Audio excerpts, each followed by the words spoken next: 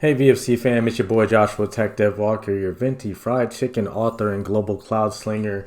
It's great to be back on YouTube. Today we're going to be jumping back into those tutorials. I know you guys are just itching to get your hands dirty, and that's the only way you guys are going to get a job anyway, so I'm all for it, you know what I mean?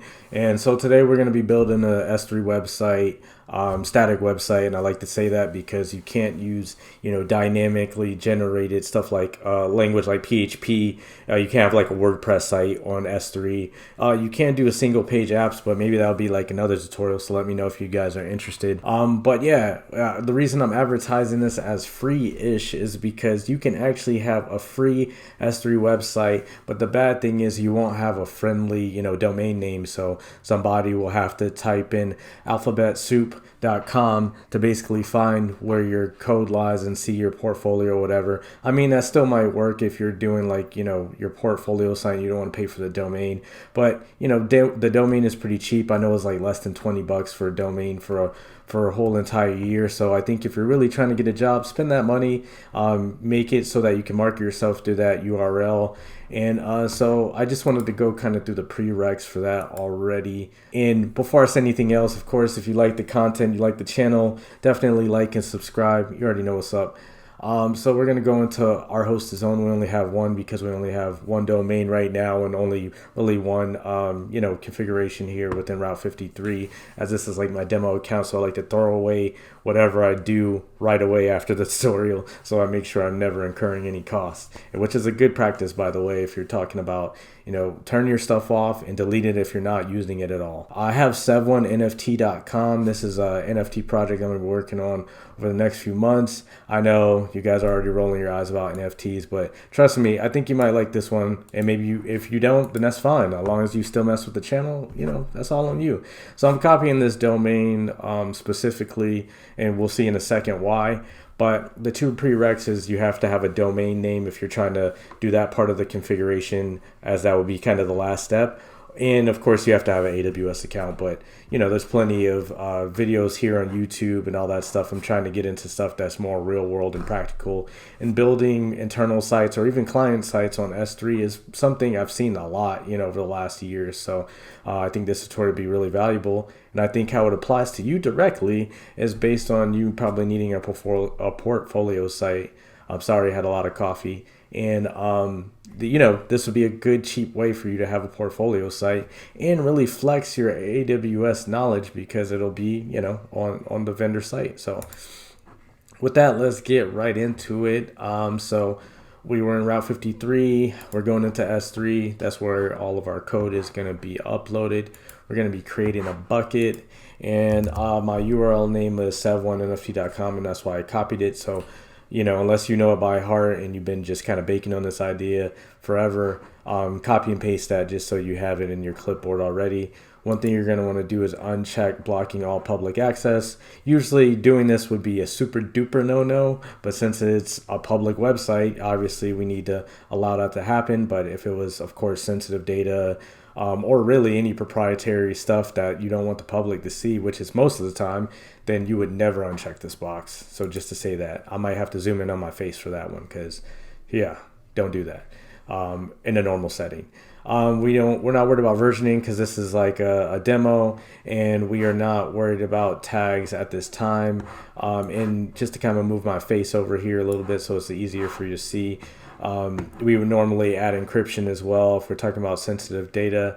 I'm working on a pretty jumbo screen right now, so the only setting you won't see on my screen is create a bucket, but when you do this, you'll see that, and that's what I'm just going to be pressing below the fold here. All right, and I'm going to move my face back over to the left, and I'm going to figure out this face floating situation a lot better in the future. So so we have our bucket, right? And then so to go kind of into the next steps here. So I found some free HTML code on the internet, and I haven't done any customizations because this is all about just showing how you would actually, power the website versus usually in a normal setting too. You'll have like a front-end developer who did all this work already, and you're just the person that's literally powering the thing, and that's kind of really your job in cloud most of the time, is being the firepower that powers all of the great things that the users use. So I'm going to be dragging these files in here, and I'm going to be hitting upload. And unfortunately, the upload button is below the fold as well. So I'll figure this out for later tutorials where I make sure you're seeing that button, but it'll be pretty self-explanatory. I'm hitting upload. So I'm just hitting upload, and I'll cut back when this is actually done because I don't want to bore you guys. So I'll be back in a little bit. So voila, we are now in there like swimwear. I'm gonna hit close. So next we're gonna go to properties, and we have to enable the static website. So I'm gonna hit edit here, and I'm gonna hit enable. So we're gonna do index.html, but it could be yomama.html or man, this site is trash.html, whatever fits your use case. Usually you would have an error .html, and maybe this template does. Let me just check real quick. It doesn't seem readily apparent that it does, but basically if somebody typed in, sev1nft.com/poodles, that a page that wouldn't exist, then you usually have an error page to say, oh, sorry, you are in the wrong place and you typed in the wrong stuff. So we don't have an error page, but in a normal setting you would do that. I mean, we've all probably hit that Amazon error page. That's what we're talking about. So from properties, we're going to have to go to permissions, and we're going to have to add a bucket policy. I'm going to go back to buckets. I'm going to make sure I have my URL there, and we're going to go back in there. We're going to go to permissions, and then for the bucket policy, all you have to do, and I'm going to hit edit here so I can edit that, is if you just type in Google, configure S3 website on AWS, that's the tutorial will pop up, and then they'll have this code that I'm about to grab, and I'll just show you that I'm grabbing it, and nothing special. And a lot of part of being a technical person is knowing how to copy and paste well and what you're copying and pasting. So of course we're going with the latest version as we're going through, from AWS's code. It seemed they haven't had to update this code in a while. We're talking 2012 here. But this is saying that the people can read all objects so that they're able to really just look at the website. So that's what we're grabbing here. And I am going to paste. And all you have to do is, and I just realized I overwrote, that copy and paste I did of the URL name, but that's cool. Go right back there, as I have still not, remembered what the NFT project name is by heart, as far as the domain. So I'm actually gonna open a new tab here and go and grab that, which from an efficiency standpoint you do a lot. It's just opening another tab within the console if you're working out of here. A lot of times we're working programmatically, but so yeah, I have sev1nft.com. Make sure you have this slash and asterisk, and as you can see, it's showing that it's publicly accessible, but you don't have to take, AWS's word for it, as we're going to need to verify ourselves, of course. So we're going into properties, and you're going at the end, and you have where we enable static website hosting. That's where your URL will be.